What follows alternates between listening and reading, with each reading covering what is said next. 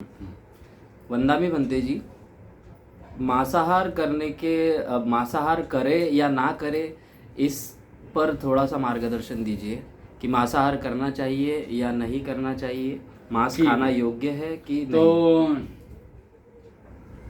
ठीक से समझ लीजिए मैं क्या कहता हूँ, अच्छे से सुनिए और उसे याद रखिए जिंदगी भर के लिए।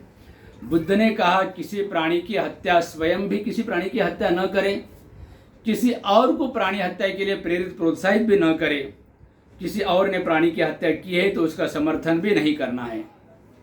इसके विपरीत स्वयं प्राणियों पर दया करे, सभी प्राणियों पर, अन्य लोगों को भी प्राणियों पर दया करने के लिए प्रेरित प्रोत्साहित करे, और कोई प्राणियों पर दया करता है तो उसका समर्थन भी करे। उसी तरह फिर बुद्ध ने कहा कि पशु पक्षियों का व्यापार भी नहीं करना है, खुद भी पशु पक्षियों का व्यापार न करे, किसी और को पशु पक्षियों के व्यापार के लिए प्रोत्साहित न करे, आदेश न दे। कोई पशु पक्षियों का व्यापार करता है तो उसका समर्थन भी न करे। उसी तरह सम्यक आजीविका, मिथ्या आजीविका बुद्ध ने कहा, तो मिथ्या आजीविका में पशु पक्षी का व्यापार, मांस का व्यापार, शराब का व्यापार, मादक पदार्थों का व्यापार, जहर का व्यापार, शस्त्रों का व्यापार, इसके लिए बुद्ध ने मना किया। और धर्म का व्यापार भी नहीं करना है, तो मांस का व्यापार भी नहीं करना है, तो मांस खरीदी बिक्री भी नहीं करना है, मांस खरीदी भी नहीं करना है, बिक्री भी नहीं करना है, मांस का व्यापार नहीं करना है, मांस का व्यापार करने के लिए किसी को प्रेरित प्रोत्साहित भी नहीं करना है, और कोई मांस का व्यापार करता है तो उसका समर्थन भी नहीं करना है।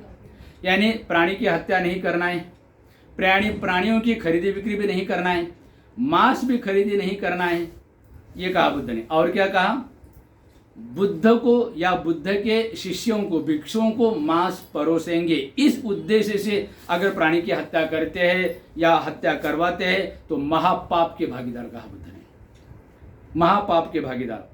तो प्राणी हिंसा, बुद्ध ने कहा कोई भी व्यक्ति प्राणी हिंसा करता है या करवाता है या उसका अभ्यस्त होता है या उसको बढ़ाता है तो वह या तो नरक में पैदा होता है या पशु योनि में जन्म ग्रहण करता है अथवा प्रेत लोक में जन्मता है।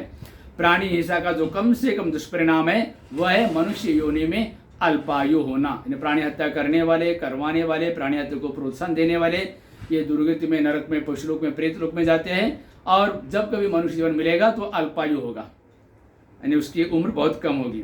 इसलिए प्राणी की हत्या स्वयं भी नहीं करना है, किसी ने प्राणी की हत्या, किसी और से भी प्राणी की हत्या नहीं करवाना है, और किसी ने प्राणी की हत्या की तो उसका समर्थन भी नहीं करना है, और मांस खरीदी भी नहीं करना है। मांस खरीदी का अर्थ क्या है, उस व्यक्ति ने जो प्राणी की हत्या की उसका समर्थन कर रहे हैं आप, उसे हत्या के लिए प्रोत्साहन दे रहे। फॉर एग्जाम्पल, उदाहरण के लिए समझिए किसी मोहल्ले में, किसी परिसर में, किसी गाँव में, समझो आपके परिसर में 100 परिवार है, उदाहरण के लिए 100 परिवार, जो भी है, जितने भी परिवार है, समझो आपके परिसर में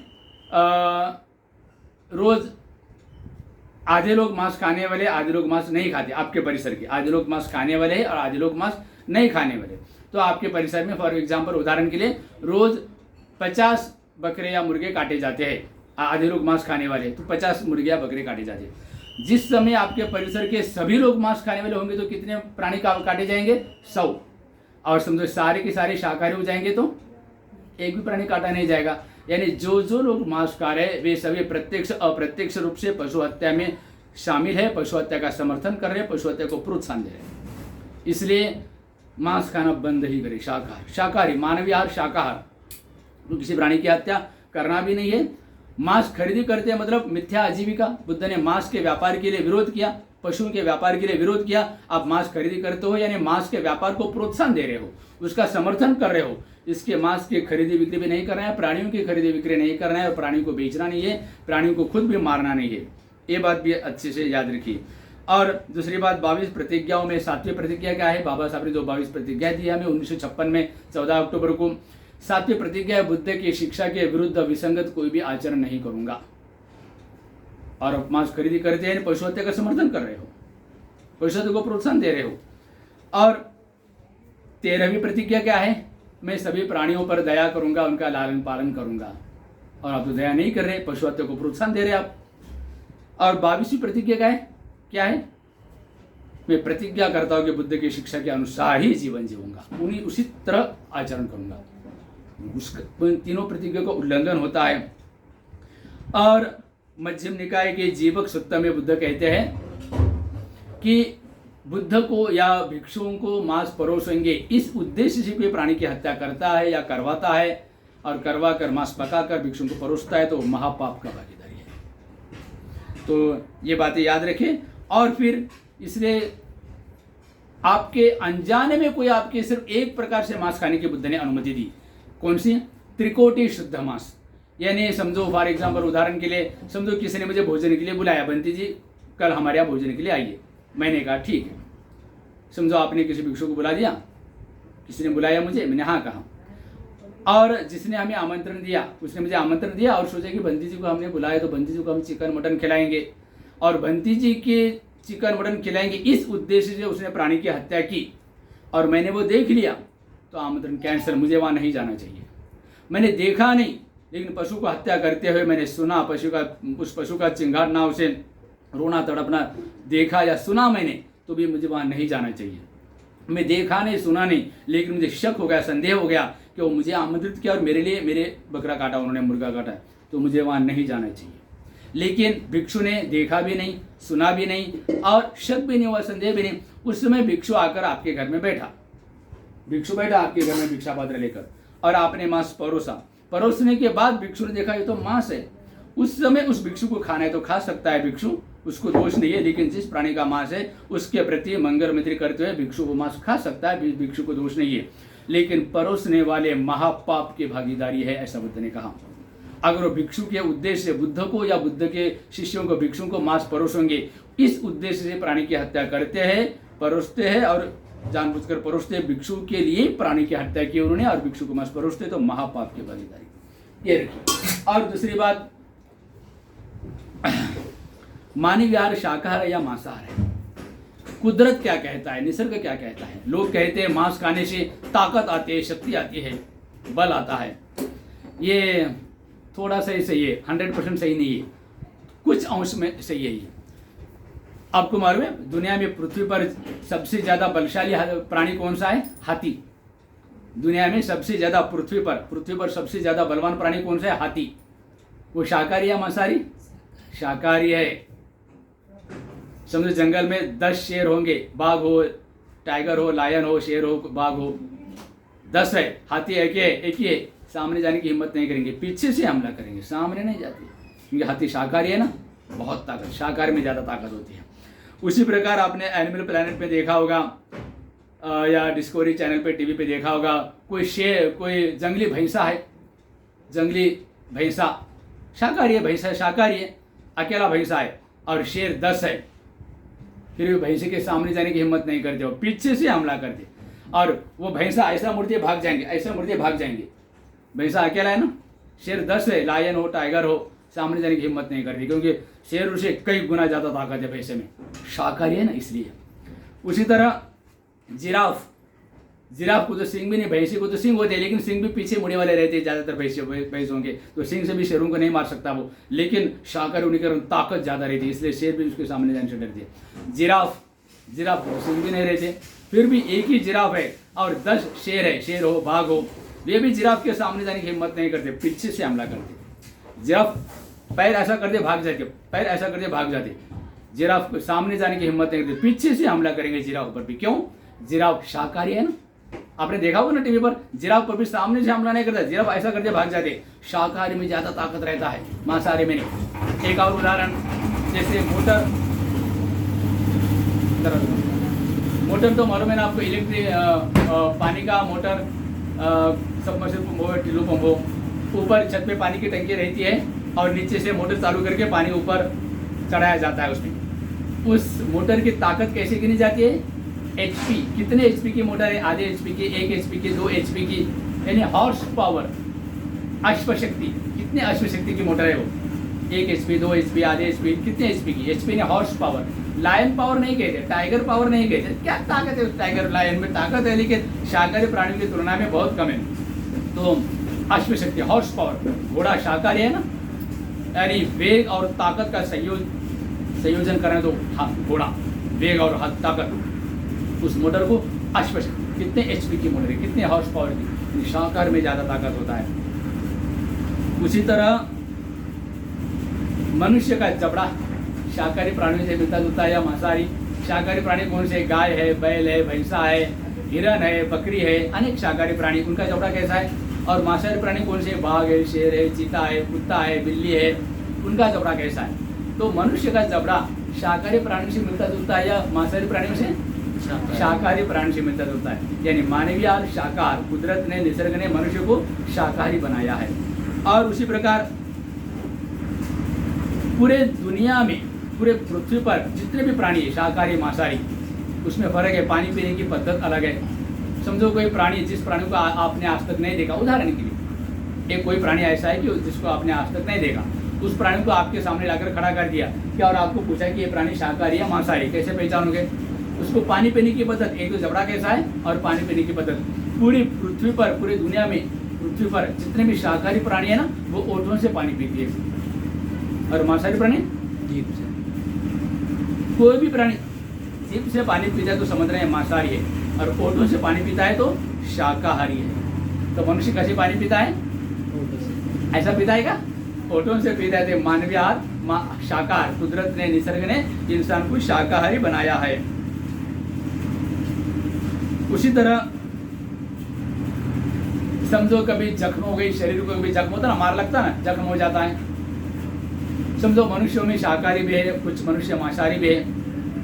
आपके मित्र भी शाकाहारी मांसाहारी हो सकते हैं। तो एक प्रयोग करो, कोई चाकू लो, कैंची लो, ब्लेड लो, कोई भी तेज धार वाला चीज लेकर, शस्त्र लेकर अपने शरीर को जख्म कर लो। शाकाहारी मांसाहारी एक समान जख्म करो और परिणाम देखो। जो शाकाहारी है उसकी जख्म अपने आप कम हो जाएगी, डॉक्टर के पास जाने की भी जरूरत नहीं, मलम पट्टी जरूरत नहीं, दवाइयों की भी जरूरत नहीं, अपने आप कम हो जाएगी। शाकाहारी लोगों को जख्म अगर ज़्यादा है, बड़ी है, तो डॉक्टर के पास जाना पड़ेगा, लेकिन छोटे छोटे मामूली जख्म तो अपने आप कम हो जाते हैं। उसी तरह छोटी सी जख्म कोई मांसाहारी व्यक्ति, आप या आपका कोई रिश्तेदार मित्र आपका मांसाहारी, उसे वो भी जख्म कर ले, उसी तरह का जख्म, और रोज चिकन मटन खाए, दबा के सुबह भी शाम को भी चिकन मटन खाए, वो जख्म कम नहीं होगी, फैलेगी, जख्म कम होने में बाधाएं आएगी। यानी शाकाहारी सेवन करोगे तो जख्म जल्दी कम हो जाएगी, और मांस सेवन करते रहोगे तो जख्म भरने में, जख्म कम होने में बहुत ज़्यादा समय लगेगा। चाहे जितने दवाई लगाओ, मलम लगाओ, जख्म कम होना बहुत मुश्किल हो जाएगा, बहुत देर लगेगा। शाकाहारी का जख्म जल्दी, जिसका मतलब आपके शरीर को भी शाकाहारी मंजूर है। और एक तुलनात्मक दृष्टि से अगर विवेचन करेंगे, सोचेंगे तो क्या होगा? जैसे भारत में कन्याकुमारी से जम्मू कश्मीर तक, पूरे भारत देश में, पूर्व से लेकर पश्चिम, दक्षिण से लेकर उत्तर तक, जितने भी जेल है, तुरुंग है, कैद खाने, जेल है, किसी भी जेल में आप देखो, आपका परिचित कोई पुलिस होंगे, कोई जज होंगे, कोई वकील होंगे, या जेलर होंगे, जेल के स्टाफ होंगे, कोई भी उनको पूछो। पूरे भारत में जितने भी जेल है, उस जेल में जो कैदी लोग हैं, वो कैदी शाकाहारी या मांसाहारी है? कुछ तो लगभग 90% से ज़्यादा, 95% से भी ज़्यादा जेल में जो भी है वो मांसाहारी ही मिलेंगे आपको। शाकाहारी कैदी जेल में जो कैद है शाकाहारी, वो 5% मिलना भी मुश्किल है। 5% या उससे भी कम लोग ही शाकाहारी मिलेंगे आपको जेल में। मांसाहारी लोग 95% या शायद उससे भी ज़्यादा मिलेंगे। 90% तो ऊपर ही रहेंगे, 95% से भी ऊपर रहेंगे मांसाहारी। क्यों? शाकाहारी लोग जेल में क्यों नहीं जाते ज़्यादा? क्योंकि शाकाहार खाने से क्या होता है, हमारे मन में मैत्री, करुणा, प्यार, सद्भावना, ये ऐसे अच्छे गुण बढ़ते हैं। और मांस खाने से, पशु का मांस खाते हैं ना, तो पशु के गुण आते हैं हमें, पांचवें गुण आते हैं, क्रोध, द्वेष, वासना, झगड़े। इसे थोड़ा सा कोई झगड़े, मार पीटी करते, तो मांस खाने से, पशु का मांस खाने तो पशु के गुण आ जाते हैं हमें। तो इसे कुछ अपवाद भी है, कुछ जगहों पर ये भी देखने को मिलता है, क्योंकि मांसाहारी लोग भी बहुत दया करुणा है उनमें, ऐसा भी कभी कभी देखने को मिलता है, पूर्वजन्मों का प्रभाव हो सकता है। और कुछ लोग शाकाहारी होकर भी बहुत ज़्यादा क्रोध है, द्वेष है उनमें, ऐसे भी कभी कभी देखने को मिलता है, पूर्वजन्मों का प्रभाव हो सकता है। लेकिन ज़्यादा मेजोरिटी हम देखते हैं ना, मैक्सिमम क्या है, शाकाहारी लोग जेल में बहुत कम है, मांसाहारी ज़्यादा है। और शाकाहारी लोगों में मैत्री, करुणा, एवरेज से अगर देखा गया तुलनात्मक दृष्टि से, तो शाकाहारी लोगों में मैत्री, करुणा, सद्भावना, ये सद्गुण ज़्यादा दिखेंगे, और मांसाहारी में ये द्वेष, क्रोध, दुर्भावना, क्रोध, ये ज़्यादा देखने को मिल सकता है। और उसी तरह सभी महापुरुष, आज तक जितने भी महापुरुष हुए, बुद्ध हो या जितने भी महापुरुष हो गए, सभी महापुरुष ने क्या कहा? प्राणी मात्रा पर दया कीजिए, प्राणियों पर दया कीजिए, उन्हें सताना नहीं है, मारना नहीं है, उन्हें दया कीजिए। और मांस खाने वाले लोग काट कर खाते हैं, या कसाई से खरीद कर लाते हैं काटने को, उसको आदेश देते हैं। कुछ कुछ लोग कसाई के यहाँ जाते हैं और वो प्राणी मार देते। छोटा छोटा प्राणी है क्या, बकरे का पिल्ला है क्या, पिल्ला, और उसको काट के दो। कितनी क्रूरता है, कितनी निर्दयता है। तो महापुरुषों ने प्राणियों पर दया करने के लिए कहा है, और आप मांस खाने वाले लोग प्राणियों को मारने के लिए कहते हैं, खुद भी मारते लोगों को मारने के लिए कहते हैं। यानी महापुरुषों की शिक्षा के विरुद्ध है, महापुरुषों का अपमान है, अनादर है ये। घर में महापुरुष के फोटो रखते हैं, फोटो रखने से क्या होगा? फोटो रखना है तो उनका आदर सम्मान करना किसी को, तो ही फोटो रखने का अधिकार है। जो लोग महापुरुषों का आदर सम्मान नहीं करते, उनकी शिक्षा के अनुसार आचरण नहीं करते, वो लोग घर में फोटो रखते हैं तो उस अपमान करना होगा। उसी तरह और एक बार बुद्ध कहते हैं स्वयं भी प्राणी की हत्या न करे, किसी और को प्राणी के लिए हत्या के लिए प्रेरित प्रोत्साहित न करे, आदेश न दे, किसने हत्या की तो उसका समर्थन भी न करे। और मांस बेचने वाले, प्राणियों को काटने वाले तथागत भगवान बुद्ध की शिक्षा के विरुद्ध आचरण कर रहे हैं। हत्या करने वाले और मांस बेचने वाले, मांस बेचने को बुद्ध ने मना किया, हत्या करने को भी मना किया। और कसाई क्या कर रहे हैं? हत्या भी कर रहे हैं और मांस बेच रहा भी, और आप क्या कर रहे हैं? उसका समर्थन कर रहे हैं। उसी तरह मांस खरीदी करने वाले लोग भी उस पशु हत्या का समर्थन कर रहे, पशु हत्या के लिए प्रोत्साहित कर रहे हैं, भगवान बुद्ध का अपमान कर रहे हैं। और ये मिथ्या आजीविका है, वो मांस बेचने वाला मिथ्या आजीविका कर रहा, और आप उसको मिथ्या आजीविका के लिए समर्थन करें, उसकी मिथ्या आजीविका समर्थन करें, उसको मिथ्या आजीविका के लिए प्रोत्साहन दे रहे हैं। एक और प्रश्न, मांस खाने वाले कहते हैं हम तो नहीं काट रहे ना, हमें तो पाप नहीं लगता, ऐसे कहते ना, हम तो हत्या नहीं कर रहे। कसाई को पूछो, वो बोलते कि हम हमारे लिए नहीं काट रहे, ये लोग खाते इनके लिए हम काट रहे, इसका पाप उनको लगेगा, खरीदने वालों को। कसाई ये कहते हैं, आप पूछो कसाई को, हम हमारे लिए, ये खरीदने करने के लिए आते, इनके लिए हम काट रहे। और खरीदी करने वाले क्या कहते हैं? हमने हत्या नहीं की, उसने हत्या की, उसको पाप लगता। तो एक उदाहरण, भारत का संविधान बोधिसत्व ने बनाया है, और भारत के संविधान के अनुसार, उदाहरण के लिए समझो आप रहते आपके घर में और मैं रहता अपने बिहार में। समझो बिहार में उदाहरण के लिए मैंने किसी व्यक्ति को मारा और वो मर गया। अब मुझे डर लगता है, अरे बाप रे तो मर गया, अब अगर किसी को पता चलेगा तो मुझे जेल होगी। मैं आप लोगों को फोन करूंगा, अरे जल्दी से आ जाओ, गाड़ी लेकर आ जाओ, इस डेड बॉडी को हम दूर के फेंक देंगे, यानी किसी को पता भी नहीं चलेगा मैंने हत्या की, तो मैं बच जाऊंगा, मुझे मदद करो, जल्दी आ जाओ। मैंने आपको फोन किया, उस समय आप भारत के बाहर है, श्रीलंका, अमेरिका, थाईलैंड, जापान कहीं घूमने गए या किसी काम से विदेश में गए। मैं फोन किया, जल्दी आ जाओ, किसी और पर मेरा भरोसा नहीं है, मैं सिर्फ आप पर ही भरोसा कर सकता हूँ, जल्दी आइए। तो अब तुरंत मुझे मदद करने के लिए अमेरिका से तुरंत फ्लाइट पकड़े, जहां भी है, जापान में, इंग्लैंड में, तुरंत आ गए भारत में, और कार लेकर मेरे बिहार में आ गए, और हमने वो डेड बॉडी एक बड़े से थैले में भरे, आपकी कार में डाले, और आप कार ड्राइव करते हुए ले जा रहे, और हम वो ले जाकर दूर कहीं फेंक दिए। हमें डेड बॉडी कार में रखते हुए, ले जाते और उधर फेंकते हुए किसी ने देख लिया, और रिकॉर्डिंग भी कर लिया, वीडियो रिकॉर्डिंग, और प्रकरण पहुंच गया पुलिस स्टेशन और अदालत में पहुंच गया। और अदालत में तो संविधान चलता है, तो सेशन कोर्ट हो, हाई कोर्ट हो, सुप्रीम कोर्ट हो, क्या कहेगा? वो तो ये मान्य करेगा जज की हत्या के समय आप भारत में नहीं थे, हत्या के समय आप भारत के बाहर थे, हत्या में आपका किसी भी प्रकार से कोई संबंध नहीं है, हत्या तो इसलिए इस व्यक्ति ने किया, लेकिन उस डेड बॉडी को फेंकने में आपने हत्यारे की मदद की, आपको भी सजा मिलेगी ना भारत के संविधान के अनुसार। या आपने हत्या नहीं की, हत्या के समय आप भारत के बाहर थे, इसलिए आपको छूट मिलेगी क्या? आपको भी सजा मिलेगी।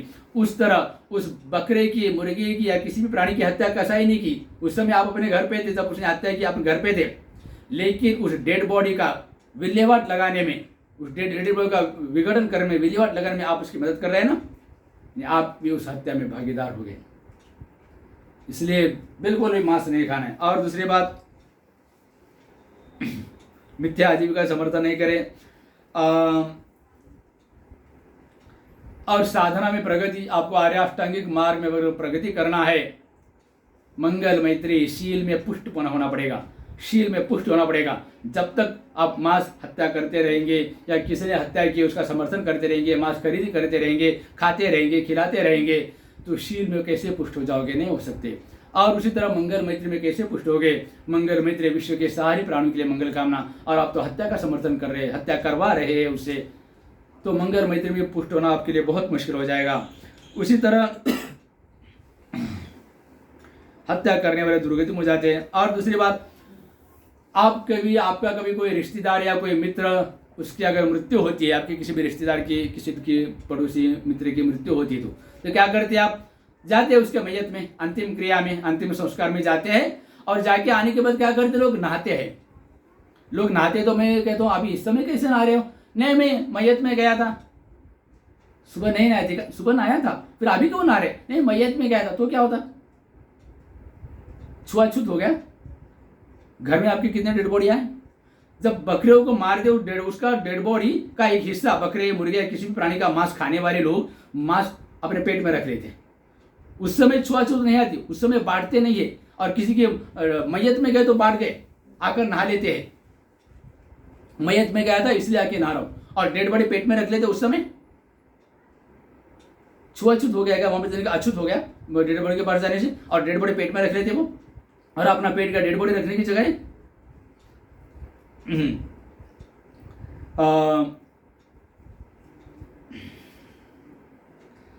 निर्दयता को, क्रूरता को बढ़ाते हैं मांस खाने वाले, मांस खरीदने वाले निर्दय को। कभी कभी तो ऐसा भी होता है कि वो बकरे की दुकान पे, मांस की दुकान पे लोग खड़े रहते हैं, और उसने जो मांस काट के रखा, ग्राहक बहुत आगे, तो कटा हुआ मांस खत्म हो गया, तो ग्राहक है तुरंत वो बकरे को ले जाता, काटता, सब कस्टमर्स देख रहे हैं, उनके सामने काटता और लाकर मांस आपको परोसता। ऐसा भी होता है। कितनी निर्दयता है आपके मन में, लोग खाने वालों के मन में।